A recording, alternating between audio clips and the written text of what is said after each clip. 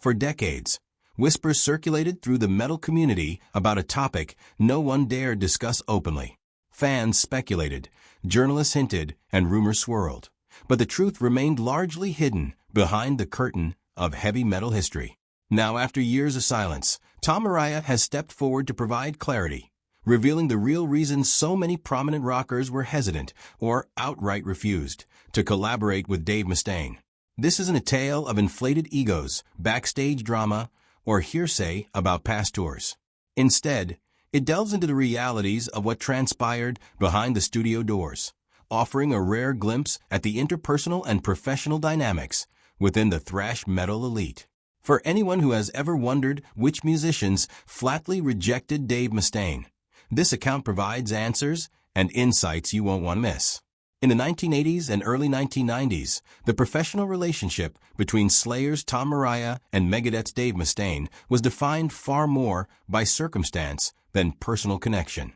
Both men were prominent figures within thrash metal's so-called Big Four: Slayer, Metallica, Megadeth, and Anthrax, a grouping that frequently shared festival lineups, major tours, and industry events. While these encounters placed Araya and Mustaine in the same professional orbit, there is scant evidence that they ever developed a close or amicable friendship during this foundational period of the genre.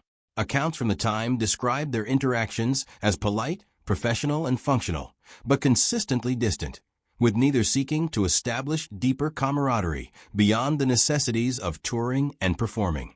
Part of this distance stemmed from contrasting artistic approaches and personal styles. Slayer embraced a dark, confrontational aesthetic, emphasizing atmosphere and intensity while keeping public commentary to a minimum. Mustaine, by contrast, was known for his forthright and often provocative personality. He frequently revisited past disputes publicly, most notably those involving Metallica, and expressed his opinions in ways that drew attention and sometimes controversy. These differences naturally created a subtle cultural divide between the two camps, even when no explicit tension existed. Araya, who cultivated a reserved and private public image, rarely commented on Mustaine during interviews in the 1980s and 1990s. Unlike some of his peers, who routinely expressed admiration for fellow musicians, Araya never praised Mustaine's character or personality in public, choosing instead to maintain a professional distance and focus on the music rather than backstage dynamics. A telling anecdote emerges from a 2009 interview, conducted years after the peak of the Big Four's early years and unrelated to any headline-grabbing feud.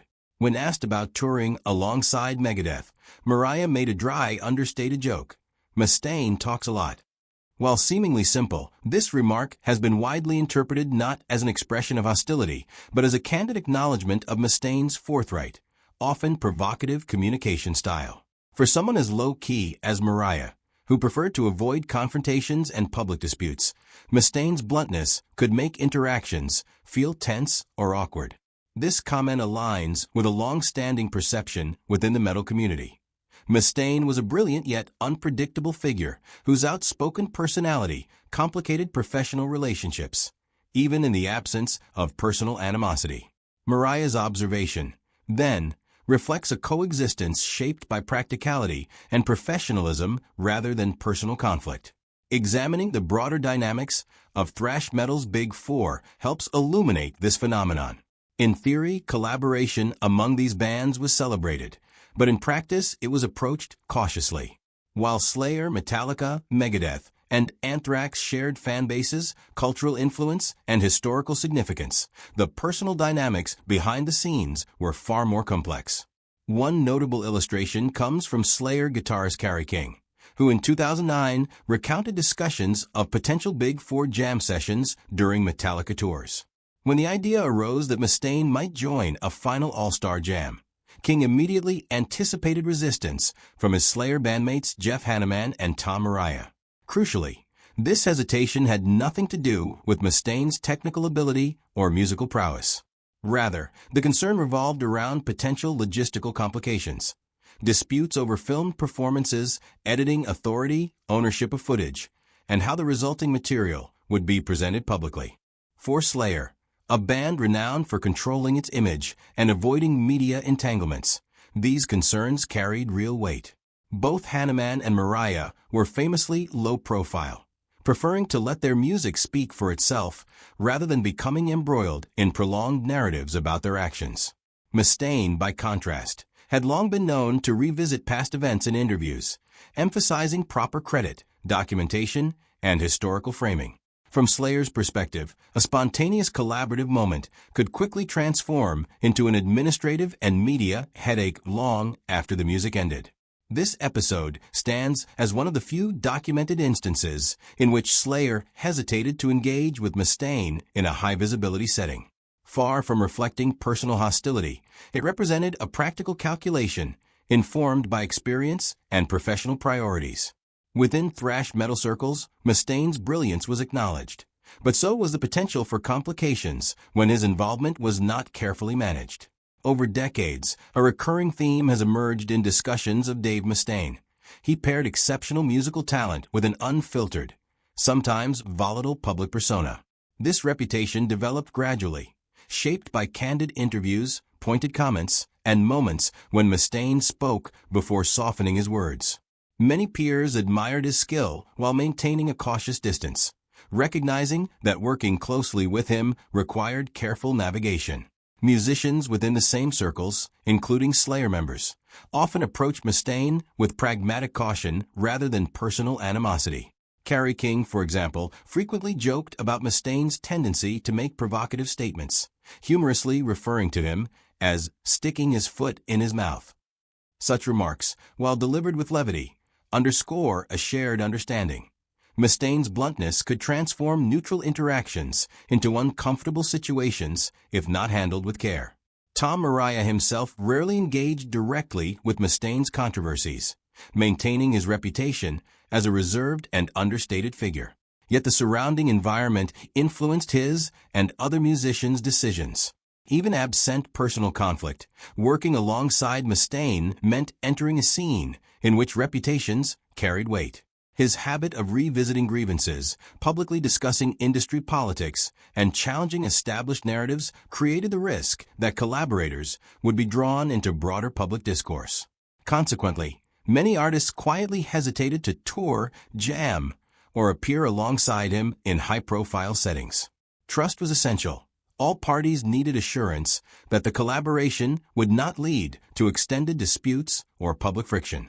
Mustaine's history of outspoken commentary made some peers uneasy, not because of musical compatibility, but due to potential repercussions after the microphones and cameras were gone. The reluctance to collaborate with Mustaine is illustrated through several high-profile examples.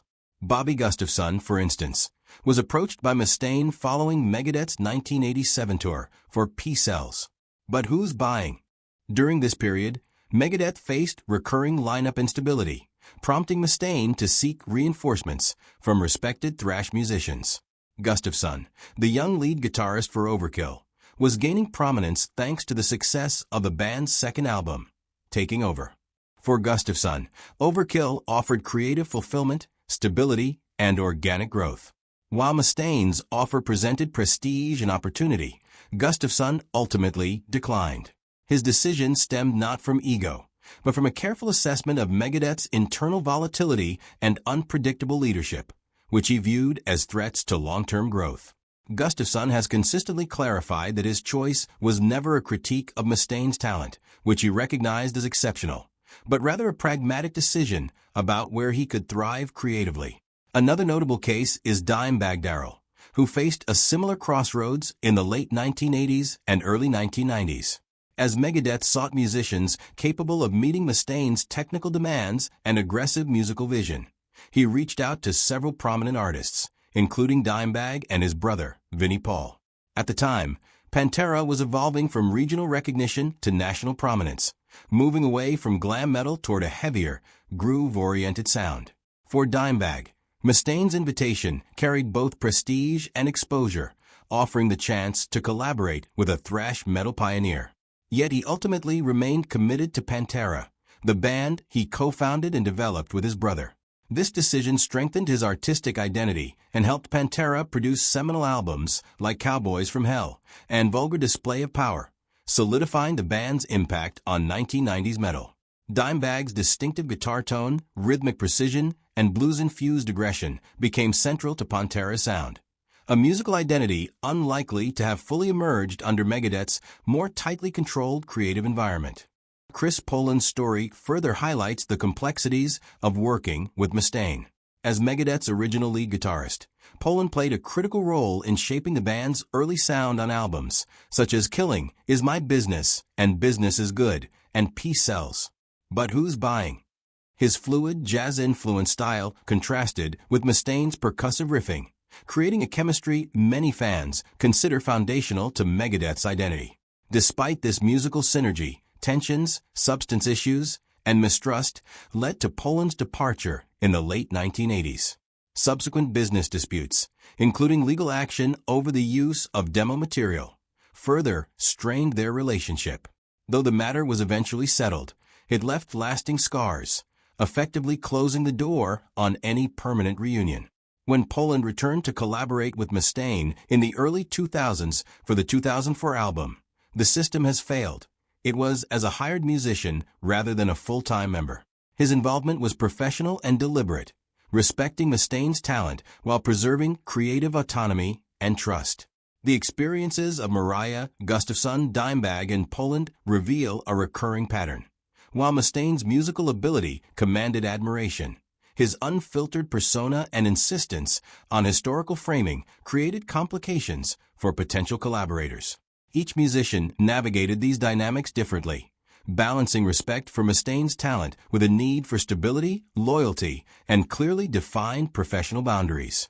Their decisions were pragmatic rather than personal, underscoring the delicate balance of creativity, trust, and reputation in thrash metal's inner circle.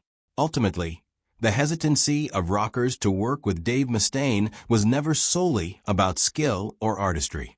It stemmed from an acute awareness of the interpersonal, logistical, and reputational challenges he could bring to a collaboration.